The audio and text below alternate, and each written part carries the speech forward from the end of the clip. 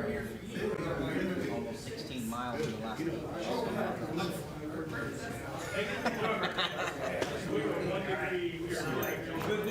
Yeah, look forward to the report.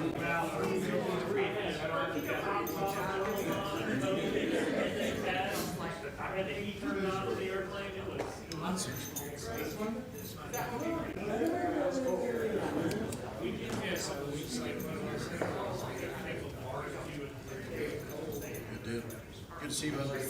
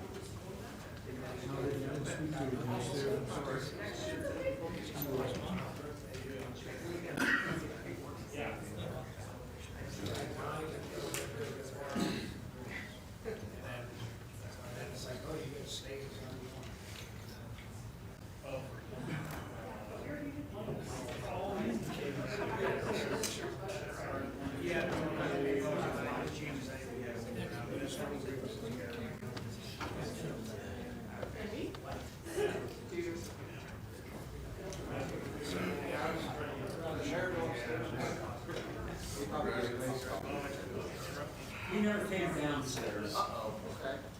So, and that's your stuff, not his, because when I walked up here, I thought, that doesn't look like theirs, but it's your stuff.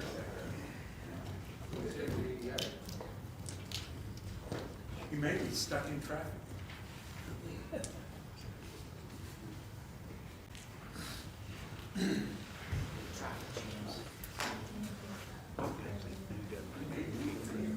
I do, sir.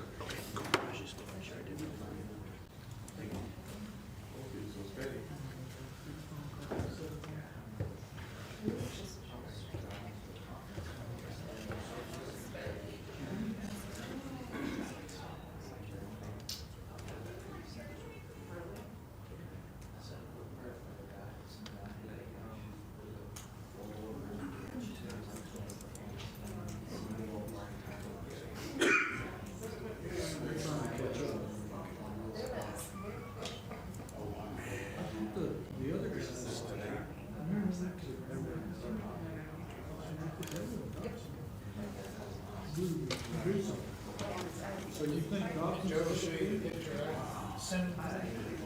I took 2 weeks ago.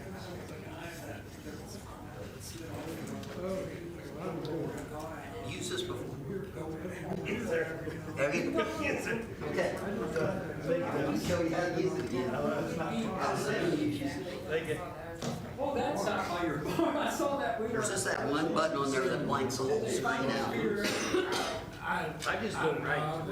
There you go, that's all you need. When I drove through it, my whole phone show froze. That's something I did back at my office. This county currently locked down. It will unlock. Just wait a while. Yeah, because I can't get to Active Directory. Yeah, no, I just didn't know if it was something weird that I did. It would say you tried your password 3 times. You know that, no, I forgot. That's why I don't think. Oh, wait. But I do this work in 7 Jerry. we're trying to get this thing ready to do. It's 22nd Street, So I'm south of getting Water, there early. just before you get to And it's Water Creek. 6:45. And the I knew biggest something was wealth wrong. I like come over the hill and go north. crossing.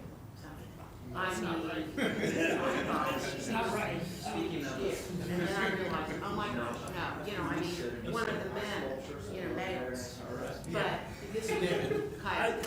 You know, And I hear them, they, when and I tax, see the sprinklers on. they just, yeah. send me the link? And it's, yeah, impressive. It doesn't come to this. And I had something else on my mind. I bother calling anybody, you know. We did that today. Yeah,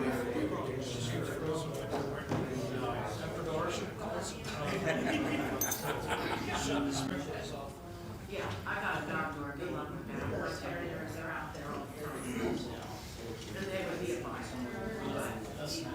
Yeah, but. No. But, you know, it's cool.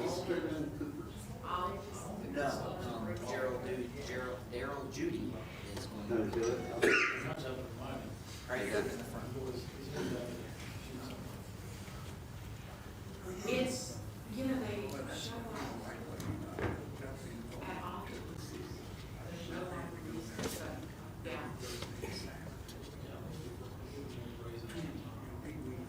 They are not mangy, skinny.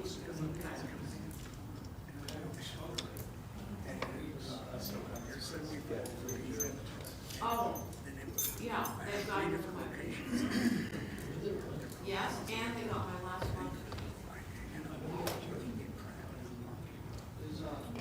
Well, I know they got it because I saw one of the peacocks on, and then there was once they switched and never went. And, I think he wants to go ahead and start the meeting. He is on the way. He'll be here. That way, go ahead and but, start. you know, it still has.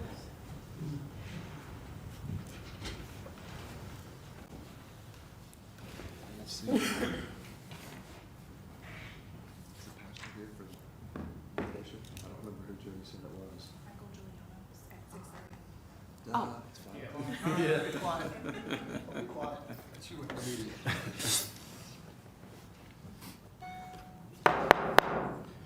We're going to start our study session for this evening.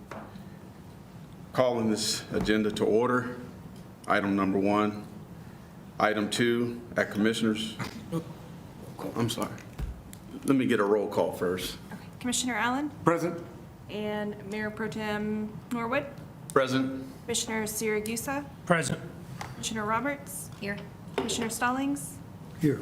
Commissioner Orr is not in, and Mayor Pinkinen is on the way. I'm filling in until Mayor Pankinen makes it here. Item 2 on the agenda tonight. At the Commissioner's request, discuss any items of concern on the regular session agenda. Anyone have anything to discuss? I did have a question. On the consent items, there's where we're paying an insurance company here for use to get across their land. Is that the last time?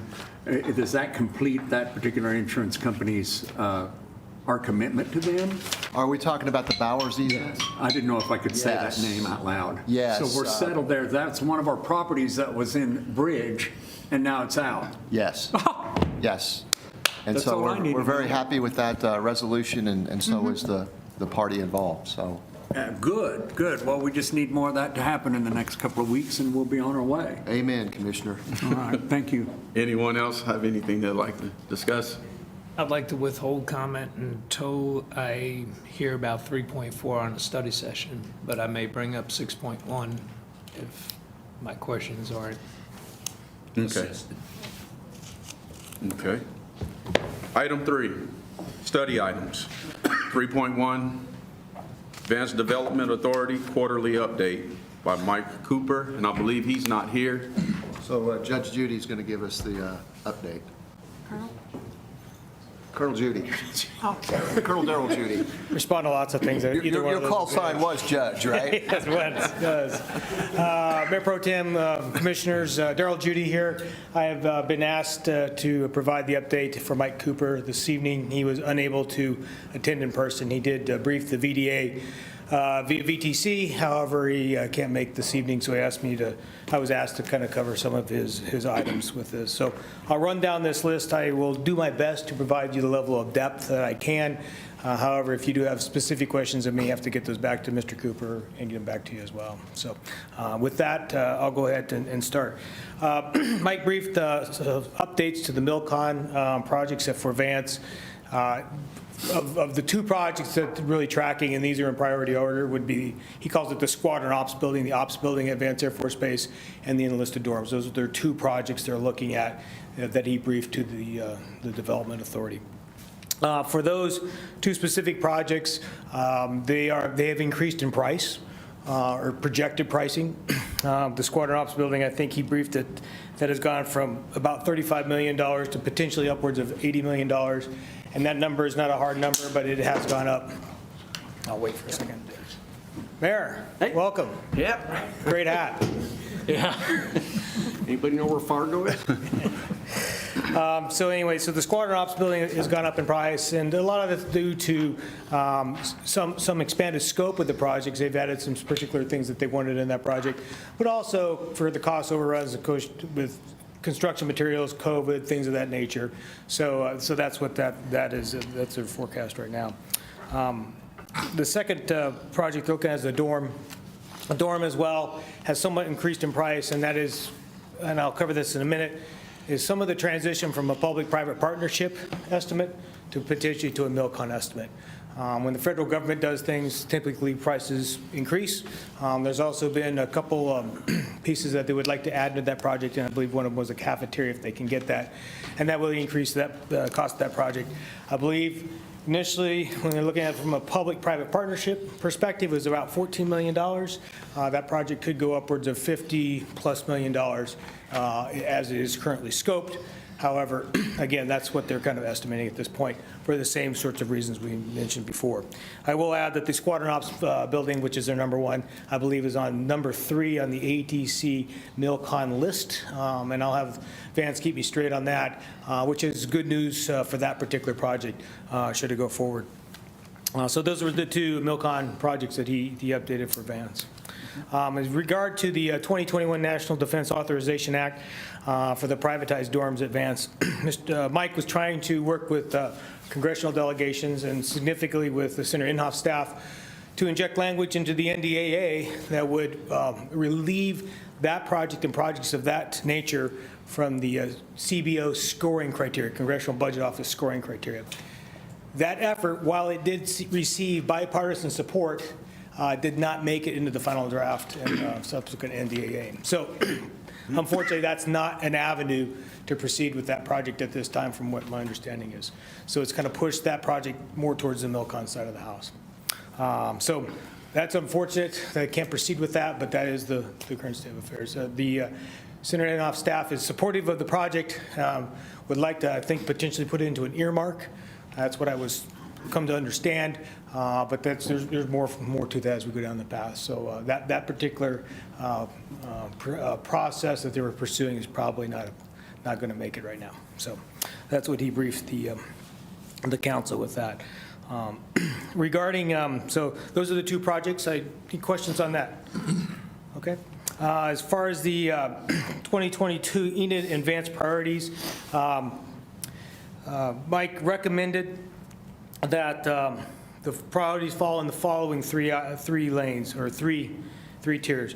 One would be called the radar display at the Enid, the Woodring Tower, and that is probably, I know Vance is interested in that one, and that basically provides a repeated radar display off of the surveillance radar at Vance Air Force Base, which would significantly increase air traffic safety at Woodring, because it would give your tower controllers much greater visibility on the aircraft that are in their airspace versus just a visual representation. The second thing would be the South Ramp expansion project that they were looking at. And the final thing they were looking at for the third item would be the joint use hangar with those things. The radar repeater, I think they were estimating between $1 to $1.2 million for that particular project. And for the South Ramp expansion project, there was some discussion on that, and if I'm not mistaken, I think we kind of went to about a $2 million estimate figure for that particular project to go forward. And then finally, the joint use hangar, which would provide some additional weather capability of the expensive military aircraft, and probably very important once the T-7 at some point rolls into town for Vance Air Force Base to provide protection for those aircraft. That would be about $1 million overall. VDA voted on that and took Mr. Cooper's recommendation that those would be the projects in order with that.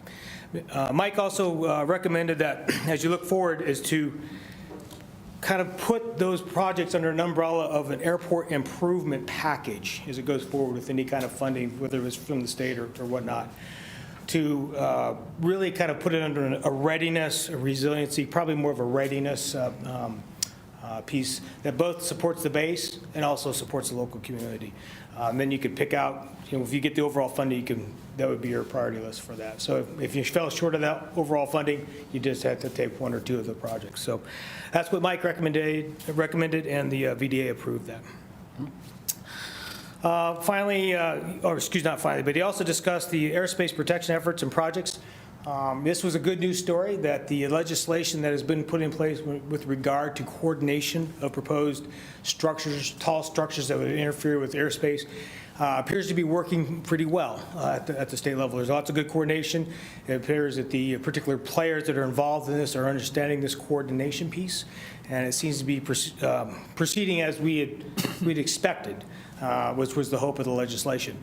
What he briefed finding out now is even though some of these projects have been approved, some of the airspace or some of these wind developers are looking to potentially increase not necessarily the footprint of the project, but the height of the structures, going from 499 feet to upwards of 650 feet in height. And on first glance, that may not be a problem. However, could be an issue for the base and some military airspace, because the height of those structures would intrude into some of the military flying training routes. So he was aware of it. We're looking at that and being very cognizant of making sure that the proposals fit with the original criteria of the approvals if they did try to change scope of the project. So I thought that was a good news story that process is working well. He also briefed that the annual Washington, D.C. fly-in, it's undetermined right now how that's going to proceed at this point. There's been a lot of restrictions in D.C. when it comes to the Pentagon or Congress about who they can entertain and what scope of that is. So right now they're looking at potentially doing a more of a smaller scale contingent to go visit D.C. And they don't exactly know where they're going to meet or how they're going to meet yet. And it's kind of fluid based upon the requirements in D.C. and some of the restrictions. It appears that the large get-together is likely not going to happen at this point, so it would probably be a smaller type of venue, smaller meetings. They recommended potentially between 5 and 8 individuals to be identified for the contingent to go visit D.C. Haven't really kind of put any structure to that yet, because it sounds like things are changing weekly in D.C. as it responds to the COVID crisis. So more to follow on that one, and I know he's tied in with the mayor with that. Target, I think they're looking at May, hopefully, and maybe all the way to September. However, they don't want to really go beyond September for that, because that enters the next flu season and the next winter cycle. So hopefully sooner than later with that one. Regarding the Defense Community Annual Conference, that's still slated for March 7th through 9th. It sounds like that's on target so far. And I know he's tracking with the mayor on attending that that event in DC. So I think that's the one thing that probably hasn't quite changed so far. And then finally, for the DCIP, the Defense Community Infrastructure Program grants, it appears that the last couple of years haven't had a lot of success with getting those grants yet.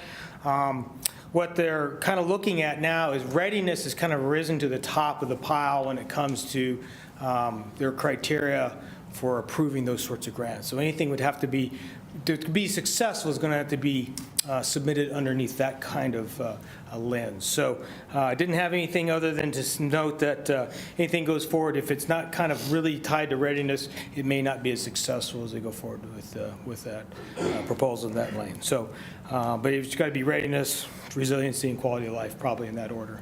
So readiness is kind of the key if you put any more grant proposals forward with DCIP. So with that, that was kind of the end of Mike's very brief recap of Mike's briefing today. But I stand by for any questions you may have, or questions I can take back to Mike for his answering. Okay. I have a question. I know you wear another hat. You're involved at the state level. Yes, sir. And what's going on at the state level with the military and? As far as the Military Preparedness Commission, OSMPC, we have kind of posturing for probably the next round of funding. I think preparing projects for the next year for proposal. We don't have a target fund or a number yet. We'd imagine it's about similar as last year for what will be allocated from the legislature for the OSMPC to spend. I will note that last year we were able to secure an additional $30,000 in funding from the OSMPC due to some leftover monies from previous years that wasn't executed, and so we were able to provide a little bit of additional funding to the current project that was out at Woodring for the crack and seal project. There's still a lot of interest in this. I think there's some interest in trying to expand that. I know the chairman went to the budget office to try to see about increasing the budget for this OSMPC. I don't think he was overly successful this year, and so one of the Chairman McIntyre's initiatives is to better prepare for future years so we can advocate for a little bit better funding to prepare larger projects for the military installations in Oklahoma right now. So right now the commission is set.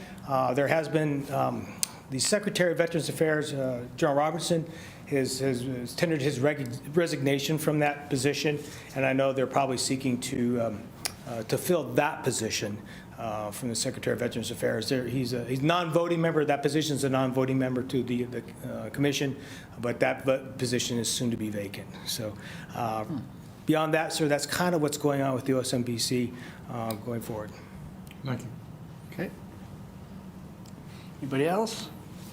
Okay. Thank you, sir. Thank you for your time. Thank you, Trustee Judy. Appreciate it. Good report. All right. Item number 3, study items. Item 3.1. Sorry, just covered that. Item 3.2, update from Blue Peak on fiber to the home progress. Yes, sir. Yeah, hey, I just want to say Desi Stoops is here with his folks. Blue Peak, you'll remember you awarded a franchise agreement to, and they have been very busy in town. So we're happy to have you give an update on what's been going on and the progress. And Right. And it's good to see all y'all again. We have been busy.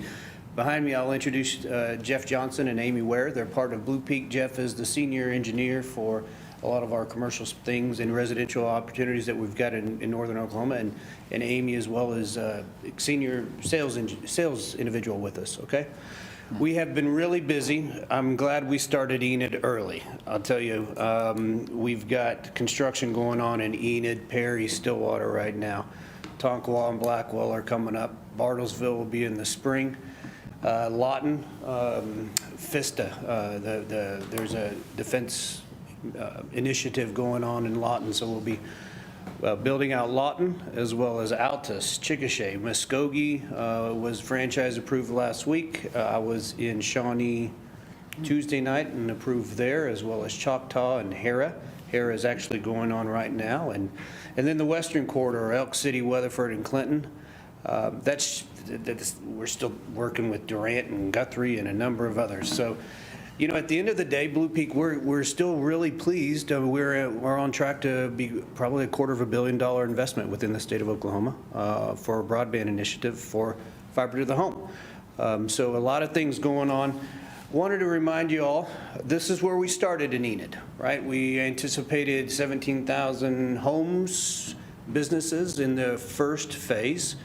At a roughly $17, $18, $19 million investment on the infrastructure. As Gerald can attest, and I'm sure your city engineers, this is a complete utility overbuild. It is extremely complex and time-consuming, from permitting to locates, the whole 9 yards. We started on the west side of town. As you remember, I promised you that we would have a balance of west and east. I'll give you an update on where that's at. Started on the west underground because that's more in our control, as well as the staff here at the city with respect to driving, permits, etc. Real quick on that, this is actually the phase 1, if you can see on the screen there, predominantly underground, west side of the city, a little bit longer. I think we are looking at roughly 2,200 homes in that phase 1. In phase 1, sections 1, 2, 3, 4, 5, and 8. And then sections 6 and 7 that will be complete here pretty quick. That's an additional 1,200 homes. And you see the timeline there. Happy to say that from a trouble ticket, from a consumer, from a citizen call-in, 26 issues so far. Now, we may have had additional calls directly to the city, but the ones that we've addressed and have been notified on, 26 out of 2,200, I'm pretty happy with that. We see those, that's a good stat, I believe. As we move into, I'm going to go back real quick, as we move into the east side of Enid, we have our pole attachment agreement with OG&E was finalized in November, and we have submitted roughly 29 pole permits to them since December the 5th. We've yet to receive any permit approvals back. A little bit concerning, but we're working and escalating within OG&E to find out why the delay. How do we remedy that? Because a lot of that is down to Vance. Colonel Miller has sent me emails and things like that. How do we get down there? As well as our commitment to the city that we would have equal builds on both sides of the city. Just wanted to bring that up. We are trying to do that. Again, 29 submittals to them and 0 return. Now, we've escalated and I think we're getting traction, so hopefully it'll remedy itself within the next week or two. But I'll continue to brief, Gerald as well as the council if you guys have any questions on that. And that'll bring both sides of the city in flight at the same time, okay? I think previously we talked about, kind of high level rate structure to the citizens from a product and speed and service perspective. These are official finally now for Oklahoma. I think we tried to keep it under wraps earlier on in the game, but we're landing at $50 a month for true symmetrical 1 gig service, up and down internet speeds, $65 for 2 gig and $100 for 5 gig. That's the fiber, the internet offering from a product perspective. Now, the exciting thing is what we're seeing in those other markets is a real push on the television, which is where the franchise agreement for the city of Enid kicks in. Since we do offer video services, our franchise, we're actually paying you the franchise fee for that. From a franchise perspective, from a video service offering, $50 for the local and 14 or so channels, and then you move up to 110 for 70, 80 channels, and then 120 for 136, 140 channels. So we believe it's really compelling. We're still working on commercial grade products or pricing structure.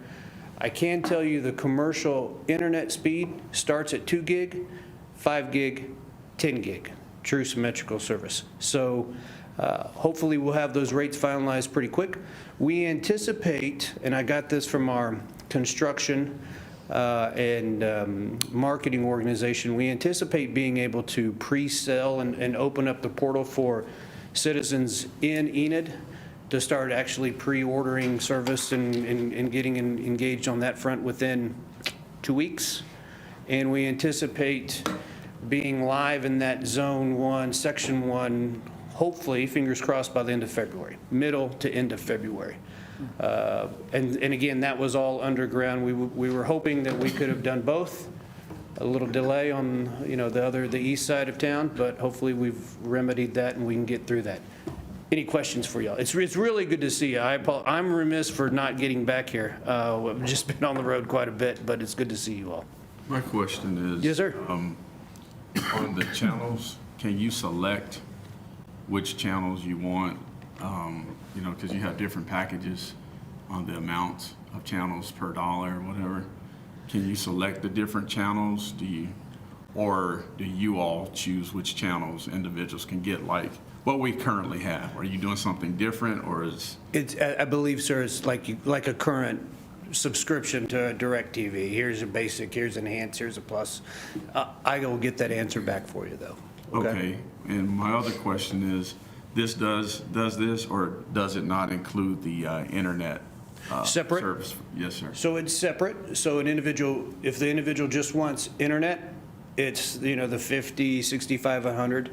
If they want video on top of that, it's the additional 50, 110, 120. Okay. I could barely see it, but I see it now.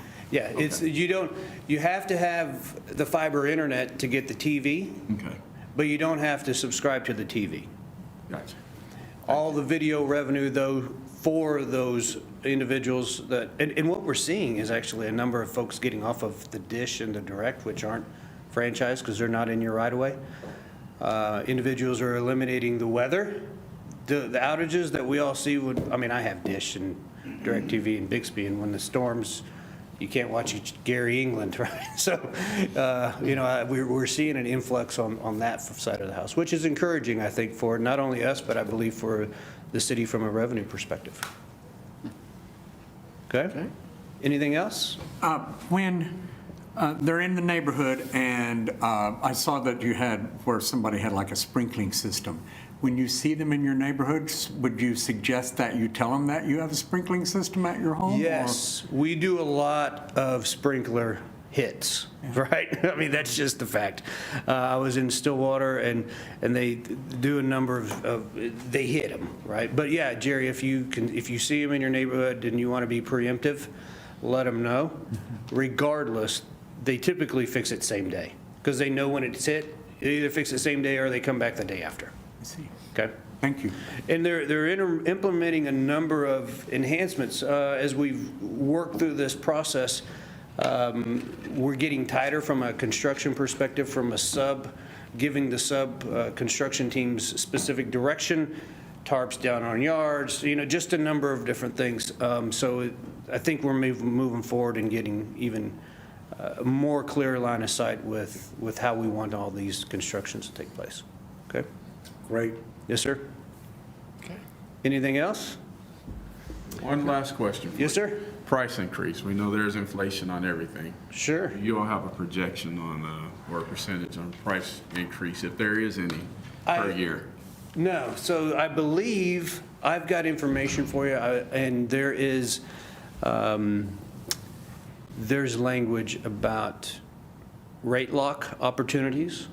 There's language about, I'll get that to you.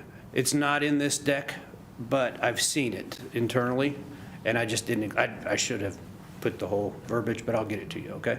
Okay, thank you. Jared, I'll follow up with you and get Okay. you specific information on timing and things like that. Yeah, and if folks, if they see you in the neighborhood, how fast can they sign up? I don't know that any customers are able to be signed up yet because you're working on the backbone. But Correct. could you speak to if people want to sign up? Sure. Who would they call? How would they do it? So, we hope within the next 2 weeks, Zone 1 out there, that's been completed, they'll be able to go to Hello Blue Peak, which is on all of the signs and that collateral, Hello Blue Peak. They'll put in their address. The address will be preloaded. So we'll load all 2,200 of those addresses in phase 1. The 2211, we'll load them all in, so if that individual goes to the website, their address is loaded, that means they're good to go. They'll select their packages, internet plus, television, video service, whatever they would like, and then that gets them on the schedule. And then the crews will come back in, because again, all of this is just in the right-of-way. The crews will come back in, a 2-week time frame, I'm guessing, to turn up, 2 to 3 weeks. They'll trench or micro bore, not trench, little disturbance as much as possible, micro trench into the prim, and you're good to go. So 2 weeks, I'll let, you know what, I can probably get an email to the city, or I'll talk to the paper. Okay. We'll get a good way to let folks know. But the website or a search on Hello Blue Peak will probably get you to where you need to go. Yes, sir. Hello Blue Peak. I have a question. Yes, ma'am. What about contracts?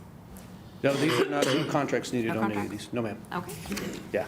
There is an avenue to lock in a rate without a rate increase, should someone want to do that. I don't have the data. I'm going to get it for you, though, I promise. Because it was attractive to me, I saw. Yes, sir. Desi, I pointed some people to your website because there is a place on there where you can say, hey, notify me when you're in my neighborhood. Uh-huh.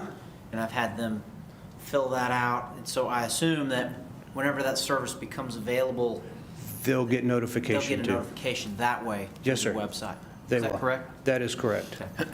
My folks have been bugging me. They still live in Perry, right? And they have been bugging me every day because wait, when am I going to get my email? When am I going to get my email? But yes, once the individuals put that in there with their email address, they'll be notified. Okay? Okay. Any others? Yeah, one more thing. Sure. Go ahead. Payment method. I think it's, so I did ask this because I do realize let's just face it, in rural Oklahoma, some individuals will want to send a check. The current process is debit card, credit card, automated type thing. I think that they are working on a way for that individuals to send a check. Even my dad asked me, retired, right? Hey, I want to pick my date that it's drafted, right? Fixed income. They're working on that. We're learning these questions because the demographics, the rural, is just something that we didn't think about. That's just that. And so fixed income, trying to pick a date, trying to accommodate that as well as individuals that don't have debit cards, right? I still check, so working on both of those. Okay? Good. Okay. Alrighty, thank you. Appreciate it. It's good to see you all. update. Thanks so much. Yep. All right. Item 3.3, update on solid waste master planning. Yeah, our Public Utilities Director is going to give us an update on what we're working on to bring to you at some point on solid waste planning. Yeah, we are just having a little bit of wrinkles, just trying to make sure that the contract matches what the consultant is looking for. We were originally sent them something that was more geared to engineering, and there were some issues in there with that, and I'm just kind of going back and forth with them on a daily basis. But what I wanted to do today, just kind of go forth what we are looking at and why we're doing this plan. I talked about it a little bit last meeting 2 weeks ago, but this presentation just kind of goes into some of the things we're going to be looking at into that plan and some of the reasons why. Our solid waste manager, Tim Stevens, has actually been bringing up things to me on a regular basis of like, how can we do this? How can we do that? When can we change this? And that's one of the things that actually spurred me to this, because him asking me all these questions made me realize we don't have a playbook right now that whenever he retires, the next guy can take it and go off running. Excuse me. So that was one of the reasons that we kind of started the ball down this path of doing a master planning effort. So first of all, just our purpose, we want to connect to what's going on in Denton, the larger mission for sorry about that, Enid, Texas. I didn't mean to do that. I still do that every now and then. But what are we doing? Gerald puts out things like teamwork, customer service, accountability, integrity, and we want to just make sure as we're building the solid waste program, those things are aligned internally. I mean, it is automatically, but once again, if you don't have that master plan that integrates those two things, I think it sets you up for issues down the line. Connection to other master plans in the community, water, wastewater, what is Parks doing long term? Is there a community development master plan? These are questions that we have to ask long term. And then, for our community, we just want to make sure that they understand what we're doing and that they're okay with it. And then finally, for our elected leaders, our executive management, we want to give them the information they need to help them make the decisions when we ask for one of our big toys. So there's a lot of information that we're going to be pulling into this plan. Community information, demographics, population forecasting. We're going to be reaching out to Aaron and other people and staff, financial management, how things are going, and we're going to be providing this to the consultant. Revenue, expense history, what do we project that aligns with that demographic projection as the community is changing over time. And then one of the things that Tim and I have been looking at is a lot of our rates and our contract structure has just not changed in many, many years. So, as the city starts to change and diversify, we might have a customer over here that is Integris and a customer over here that's Jumbo Foods. Should their contract be the same? I don't actually know the answer to that, and I think that's a problem. And there may be pricing structures in there that may optimize something for these two different customers. And then finally, service area analysis. That actually came up because we had one customer who lives right outside the city limits, and he wanted service. So I started asking, is there a legal reason that we don't serve someone outside the city limits? I asked Carol, I asked Scott, I asked Gerald, and there actually is no legal reason for that. So that brings up the question, should we be serving one people outside the city limits? And then the other question is, if the answer is yes, how far do we go? So there's an area that maybe is a distance, maybe it's 5 miles, maybe it's 10 miles, maybe it's North Enid, maybe it's Waukomis, maybe it's Kremlin. But, you know, that's more of a business decision that we need to make, and we need to be thinking about that. If we can't do it, then that's fine. But if we can, then from a business standpoint, you know, I always think from utilities and solid waste, we should be thinking, how can we gain revenue outside of our normal range?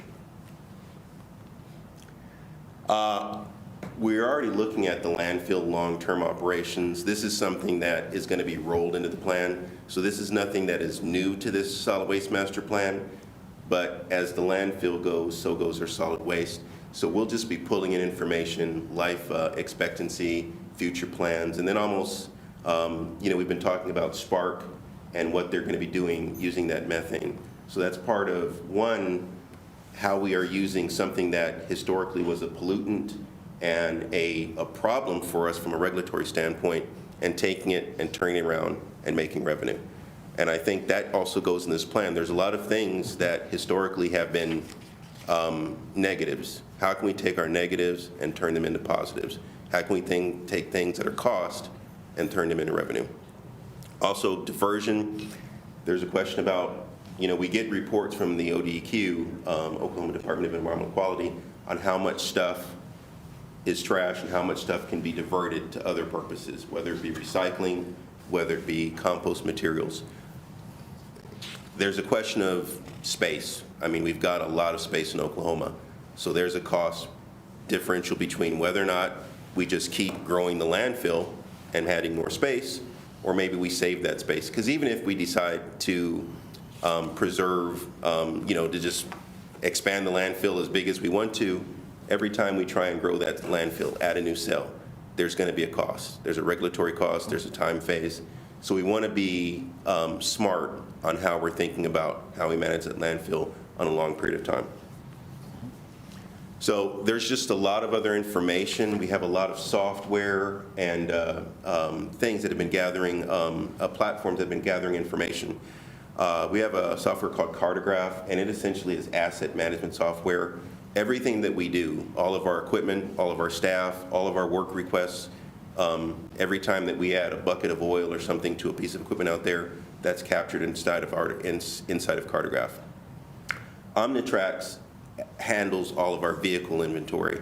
So if a truck leaves the yard, goes to your house, picks up trash and comes back, there's a GPS on the top of that truck, and it tells you. So when a customer says they didn't come by our house, we can actually pull their history and say they were there at 2 o'clock yesterday, they stopped, or we can say he kept going. So that allows us to make a lot of information. WasteWorks is the software that manages our landfill. So any bit of trash that comes into the landfill can be managed. All the trucks from commercial to vendors outside and inside the city, we can see all that information. And then to find out, obviously, we've got Great Plains that is our money software, so that kind of ties everything together. But all those different softwares don't always mesh the same way. So part of this effort is to take all that data, combine it, and see if there's anything that we're missing, anywhere we can optimize. And it's just like I was saying, we had that compactor at Park Avenue Thrift. That was really something that was outside of the box. They approached us. Tim said, how can we do this? We actually reached out to Gerald, and he said, fine. And now they have a compactor, and that's saving them money because they're not making multiple trips to the landfill. They fill up that compactor, crush it down, and they're saving, I forgot how much, but it's pretty significant. But it's something that we weren't doing prior, and it just takes us thinking, how can we serve our customers and our residents better? And then finally, you know, the landfill has a lot of environmental compliance related to it. So we've got regulatory compliance with the state, through the federal government. So recycling is part of regulatory compliance. Hazardous waste, where we do pickups, air quality, groundwater, and then public education outreach, because what we're doing from an environmental standpoint is something that the community needs to know, because a lot of times they're just not aware. So that environmental programs, just to know what are we doing, can we do it better? When we reached out to this consultant, they actually do programs for multiple landfills across Texas, Kansas, Louisiana, New Mexico, and a few other states. So they can take their knowledge of what they've looked at from other people, larger, more diverse than us, and they can give it back to us to help us make our process better. And, very short and sweet, we're contracting with Burns & McDonald. It's going to be a several-month study. Once it starts, I expect that we probably won't be done until late 2022, possibly even early 2023, depending on how long it takes. But we're going to provide some valuable information. We're going to provide direction to you and to others who come after us. But it's really not the end. We do a master plan now. We wait 5 years. We do it again, or 6 years, or whatever time it's needed, because Enid's going to change. Enid's going to change over time. We're going to grow. We're going to shrink. We're going to get more diverse. We're going to get different industries. So we have to keep thinking about how do we do our job better and how do we make it better. And with that, I'll just take any questions. I believe that if you were to say that you would take other communities, they would be like Desi out there. Everybody wants it because Enid has incredible service, whether the citizens recognize that or not. They can get rid of paint, they can get rid of computers, white goods, you get unlimited limbs and brush, grass, get 12 drop-offs in the course of a year. All these smaller communities don't have anything like that. And I don't believe that it is our place that we can go out and go all the way to Garber and do that. But boy, howdy, there is those options that are out there.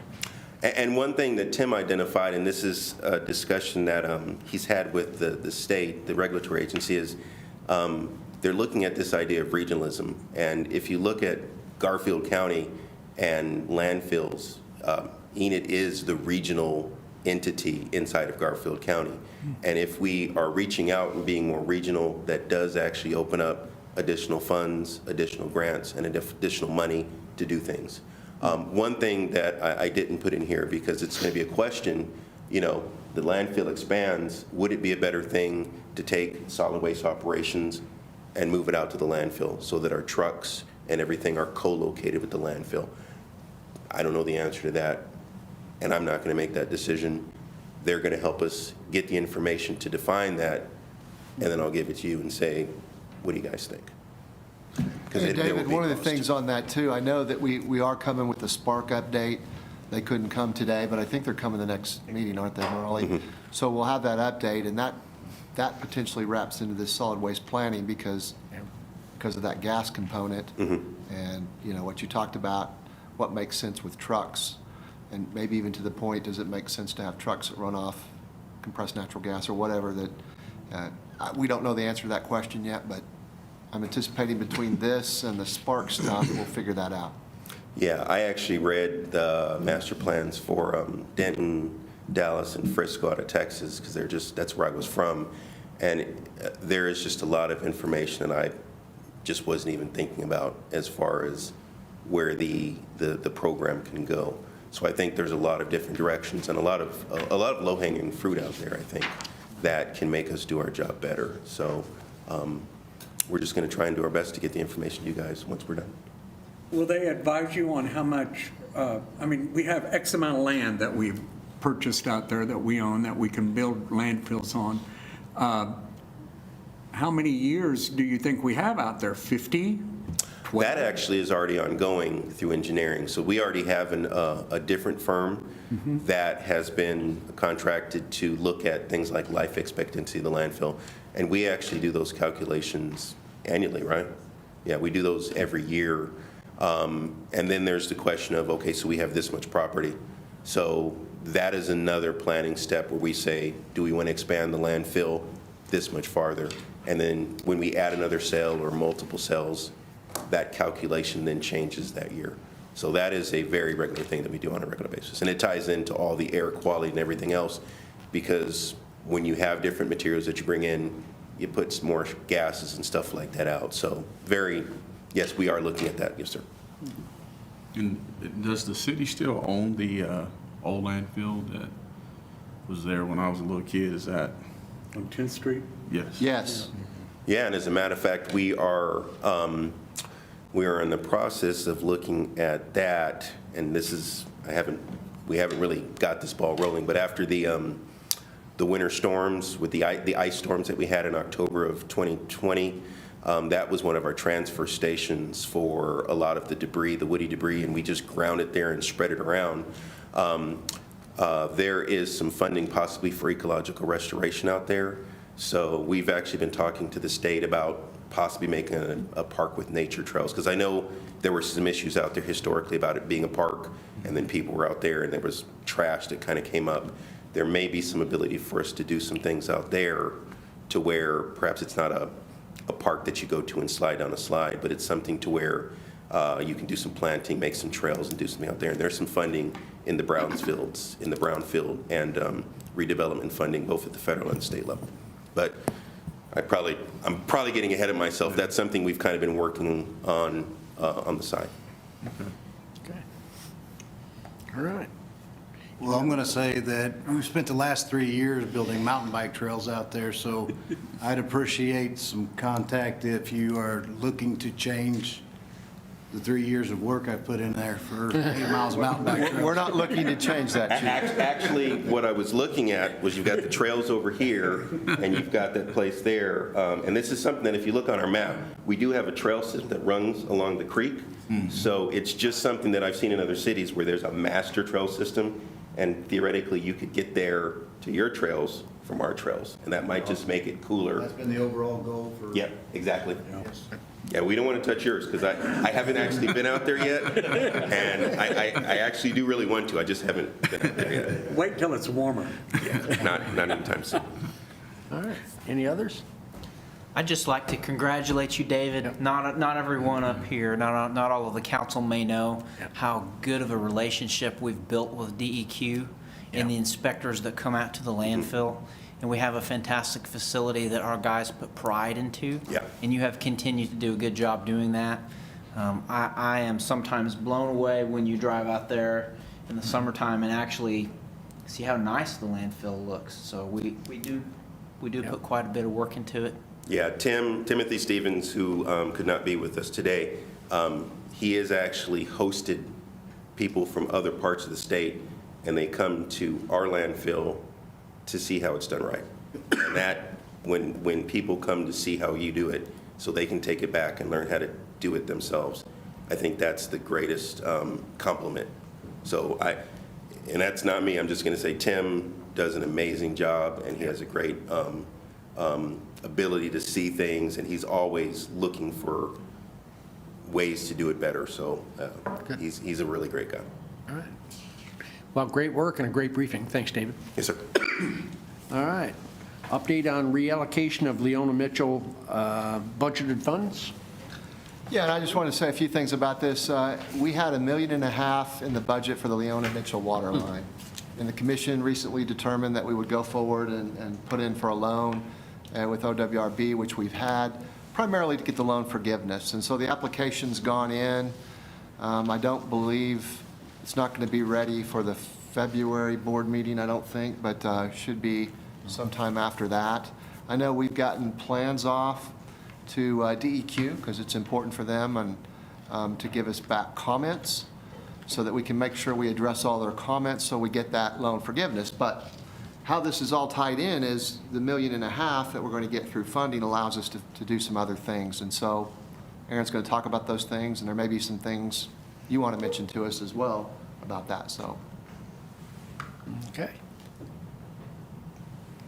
Yes, so I only have a couple slides. Gerald covered the first one pretty well. And so this first slide here is with item 10.1, the EMA transfer. In the current budget that was adopted, there was $1.5 million for Leona Mitchell.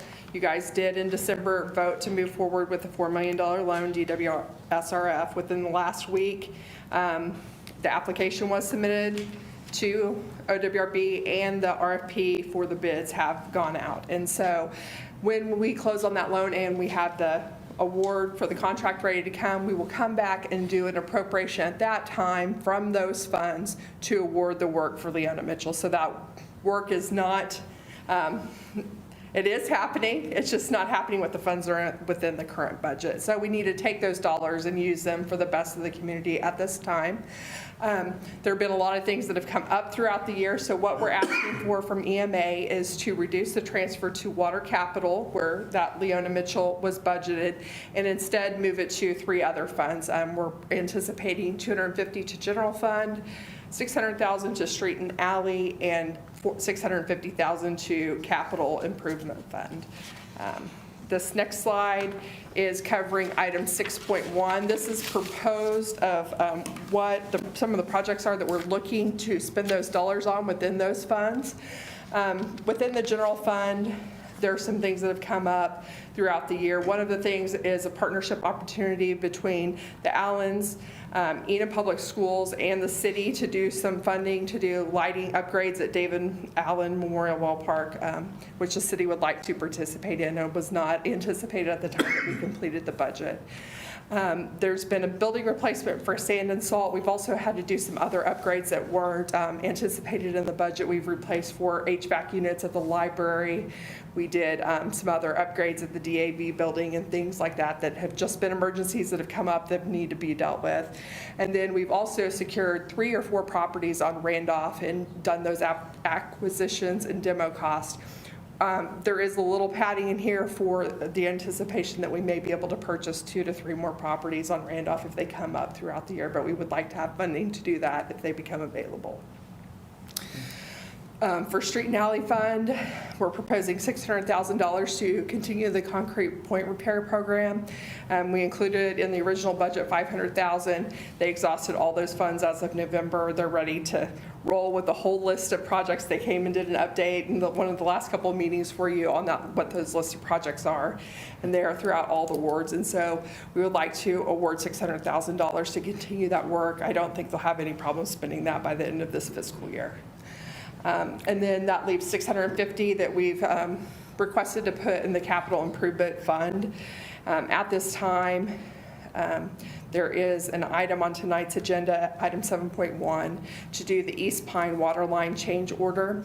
At the time that was awarded in last budget year, there was not enough funds to award the whole project, and so they awarded what they could with the available funds. And so at that time, the budget had already been approved for this year, so we didn't know we were going to need funding for that change order. So now that we do know that we need funding for that, we would like to use money that's about $284,000 to finish that water line out.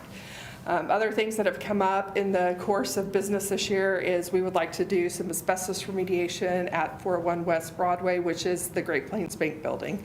As we've gotten in there to get the roof redone and look at ADA, we've come across some asbestos that we need to remediate. That project is in the RFP stage, and we're ready to get it rolled out and see what bids are if we can have funding to do that project and go ahead and move forward instead of waiting until the next fiscal on that one. And then we've had a fuel tank replacement that we need to do at the service center fueling station. We don't have enough money to complete all 3 of these projects, but we would like to get started on this, so we would like to have some funding to do phase 1. We think we'd have to come back in next budget year and do a phase 2 to complete that project out, to get those tanks up to standards with ODEQ and what we need to do there. If there are questions on any of those projects, or are there other projects that you would like to see funded as opposed to any of these projects that I brought forward tonight? I have a question about a project.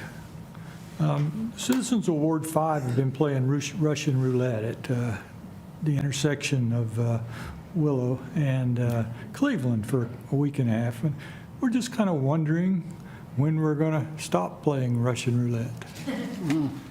We're going to, actually, we're going to update you on that with 3.5. But Morali, do you have the short answer right now? The overall project time like a month, so they are halfway through, so they'll be done in another couple more weeks. One of the things that the commissioner may be talking about, and I want to be sure too, and I didn't have a chance to visit with you, but what we're obviously talking about the 4-way stop there and the closure of 2 lanes. We want to make sure that the contractors working as hard and as fast as they can to get it done. So are you saying that's another 2 weeks? Is that what you said? Yeah, or 2 to 3 weeks, yes, sir. 2 or 3 weeks? Oh, so that is a concern. So I think, Commissioner, I think that's what you're That's a voicing to real us. concern. We can talk after, but I want some reason why we're going to be closed for two more weeks. Aaron, Yes, sir. I know we just put in a loan, I know we approved it as a council and everything else. I was wondering why we're switching this money now before we have a guarantee on the loan? Because if that loan falls through, what's gonna happen? How are we gonna get the money back in on a project that's already in progress? If we don't get that loan secured, where are we coming up with this 1.5? Actually, it's gonna be 1.8. Right. If we need On to the do that, we project. can take the money from fund balance from EMA. I could have brought in each one of these projects individually and asked for fund balance from EMA to do them at this time, but we just thought it would be best to do that reallocation now. If that happens, we will still come back and do the project. We're not at risk of not having the funding that we need to complete the Leona Mitchell program. I knew you'd have the answer to my question, that's why I asked. Thank Yes. you, Aaron. That's what I was talking with the gentleman from Ward 5, that we take out this loan and you guys immediately have shovel-ready projects that are ready to go, that make a big impact immediately on the community. And it's a wise use of funds, and it's great that Rob is there, to help, just his presence. And he allowed that OWRB likes Enid, Oklahoma, and towns of our size, and they know that we're good for paying things back, and we do things in a timely manner, and it is not, and that's what they're there for. They're there to give away money. So I just thank you, your staff, Gerald, everybody that's, has all this stuff ready to go. It's fabulous. When I was reading the agenda, I was going, this is a big deal. It's going to happen much quicker. Thank you. Thank you. Okay. All right. Anybody else have anything on that project? If not, we'll move on to 3.5, which is really an update on Cleveland Street widening and West Willow Stormwater Channel. Mayor, Commissioners? Yep. How are y'all tonight? Good. Good. Oh, Glad you asked, Mr. Stallings. I've only gotten close to being smashed about 3 times. Yeah, I understand, yes. Got a brief update on basically, it's overall on the entire project, because this is this is a big project. It's going to be a lot like the south side there between Chestnut and the railroad tracks along there in Cleveland. And so this is a lot of moving parts, and we got a lot of different stuff going on currently, and so I know you all are very interested in it. So we've been working on right-of-way acquisition now for, it seems like, 2 or 3 years, which I think that's what it's been. But we have all the property acquired to do the full street widening along Cleveland there in between the tracks and Willow. Utility relocations are currently in progress, and that's what the issues we're dealing with right now is the water line relocation that's taken place. Drainage, and I'll get back to that, a little more details. Drainage channel, the base construction is complete, and that's the work that's been happening back there on the Autry property behind Jumbo's and the businesses back there. The roadway widening, the plans are plan in hand right now, so its final meeting is happening next week to review the plans with ODOT and some of their other divisions, the rail divisions and the other divisions. They have local government and everything. And so that's happening next week. And so that'll give us a better idea of when this project will actually be letting out to bid. Currently, we're kind of thinking late spring, early summer time frame. And then the railroad crossing down there, we all know the issues that we had on Willow. Currently, BNSF has approved everything that's going to take place, and so hopefully that project will be happening concurrently as the widening project is taking place. So that's the overall plan between ODOT, BNSF, and us. Almost halfway done on the intersection, on the water line crossing. And I put almost because the water line is in place, and they were getting ready to pour back half of the intersection this week, but the temperatures have been too low. So it's kind of hit a little bit of a delay. So hopefully, I think tomorrow the temperatures are supposed to be rising above the 35 degrees, and we can get that half poured and get working on the next half. So with that being said, expect some changes coming to the intersection within the next week or so, and it'll basically be the same thing, but it'll be On the other side. it'll be on the other side, it'll be the other half. The crews that are doing this, Cimarron Construction, they have done an amazing job.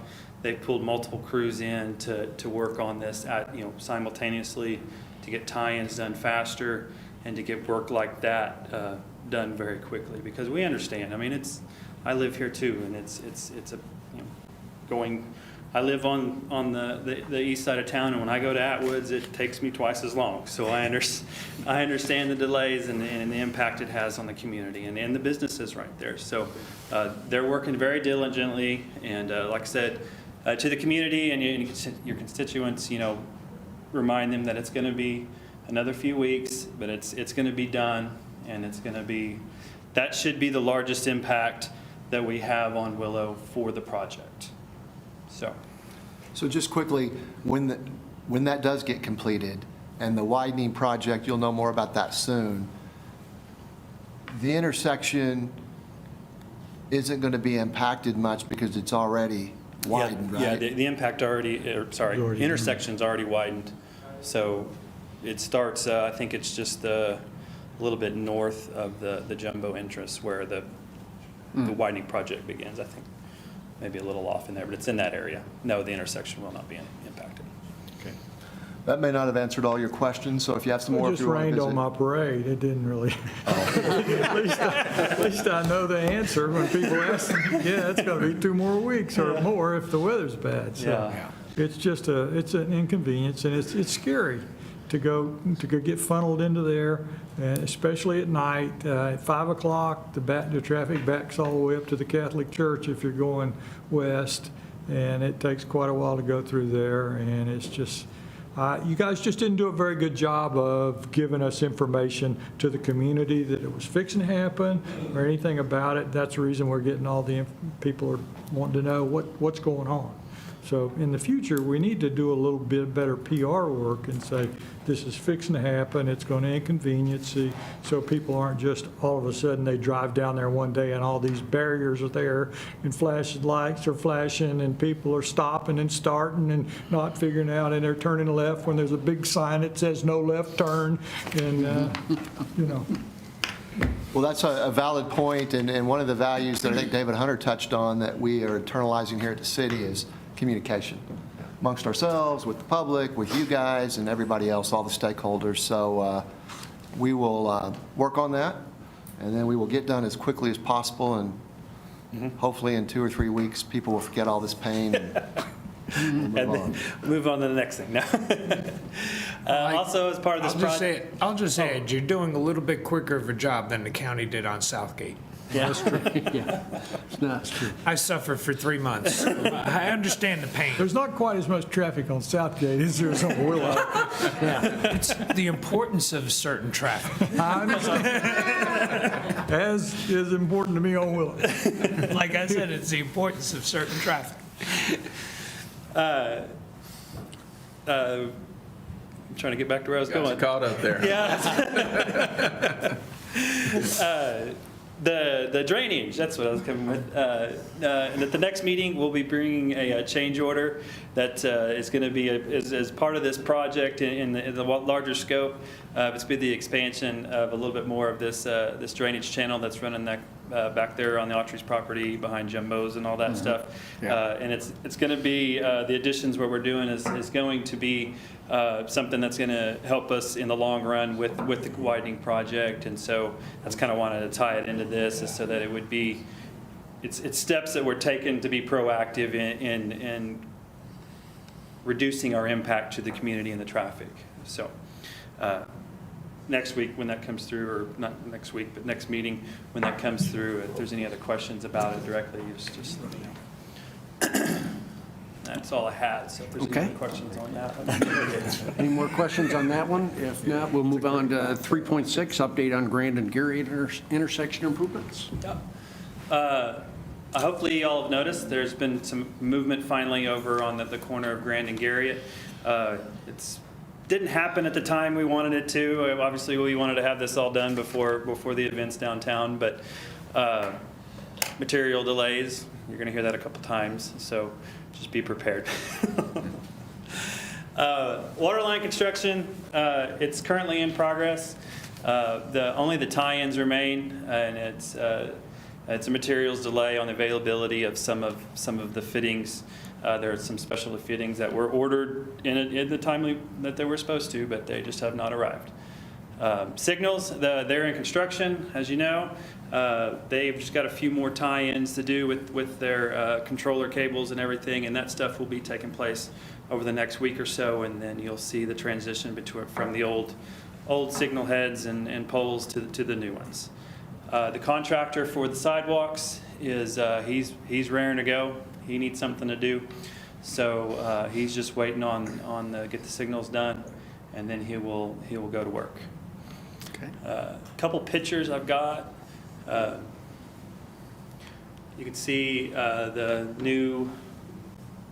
Let's see the new controller box. How far it's set back from the old there, and then also here. This is on the northeast corner.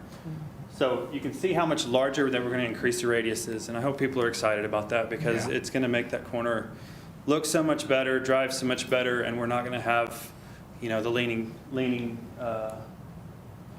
signal pole that's been sitting there, and I've been crossing my fingers hoping it doesn't fall for the past year and a half. So a lot of improvements there that are happening, and things should be moving forward here much more quickly over the next few months.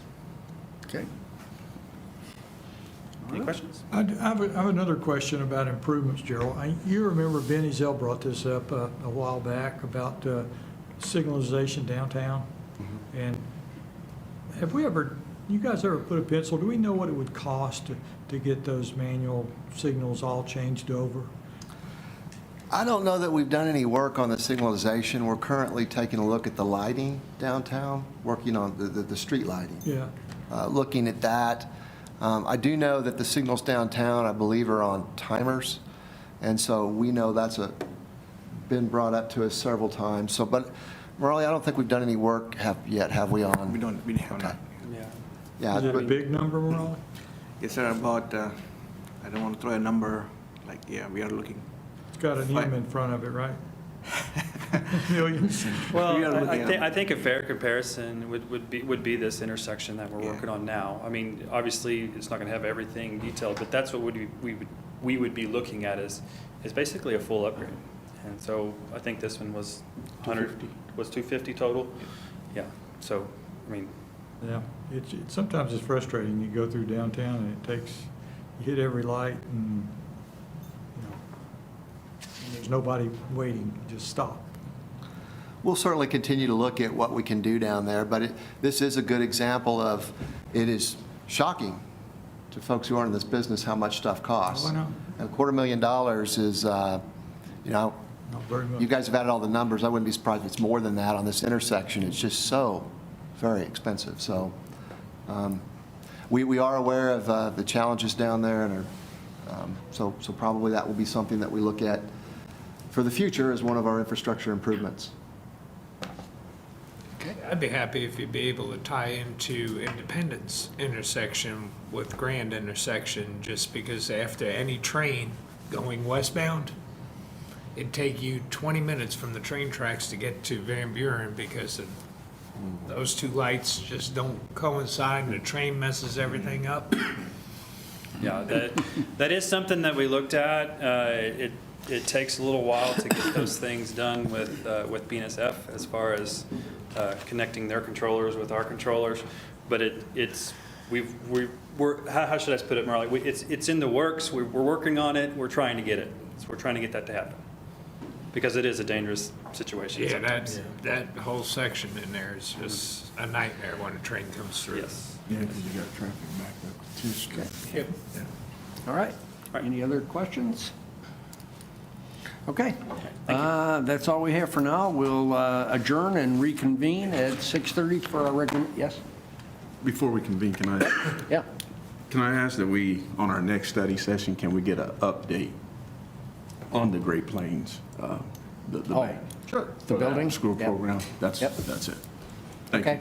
And Gerald, you think Spark's going to be here the next time? Yeah, we talked to him about this time, and I think, did they confirm for February, is it 1st? Yes, sir. We think we'll have him here for the next time. We have a client, we talked about it today, they're interested in hearing that presentation. Okay. For doing something on their own. And I told them about Spark, so. It's tentatively planned for February 1st. Norm Herrera, who's the head guy, will be here with whoever he brings with him, and, Okay. yes, sir. Okay, good. We're adjourned. See you at 6:30.